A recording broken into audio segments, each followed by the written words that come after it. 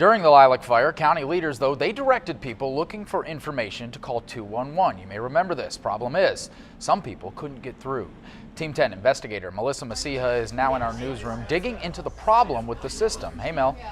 Hey, Brian, you know 211 is set up for people to call during emergencies like the wildfire to get information on things like evacuations and shelters. This is the website right here. And to be clear, 211 received a huge number of calls, more than 18,000 after the fire started until last night. The CEO said it worked for many people and asked for patience for those it didn't. During the Lilac Fire, Mary Brooks was one of many people who called 211.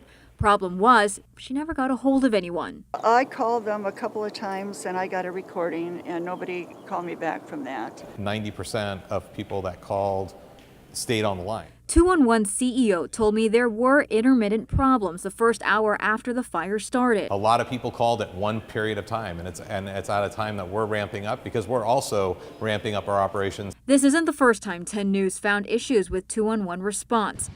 During the 2014 wildfires, our reporter waited about 23 minutes for someone to pick up and then got disconnected. The people who were frustrated, what would you want to tell them directly? I would say that at the beginning of an incident like that, when you're getting a mass notification to leave your home, that's not the time to call 211. You need to get in your car, get your loved ones, and get to safety.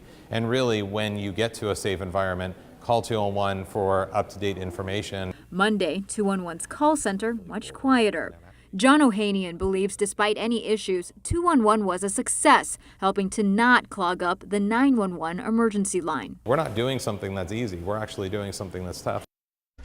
211 is a nonprofit and is staffed mostly by volunteers during an emergency. Now, he told me they are going to look into issues like people using their cell phones and not being able to get through. But here's an interesting number. He said by comparison, Ventura's 211 system, where the Thomas Fire is burning, only fielded a couple hundred calls compared to our more than 18,000.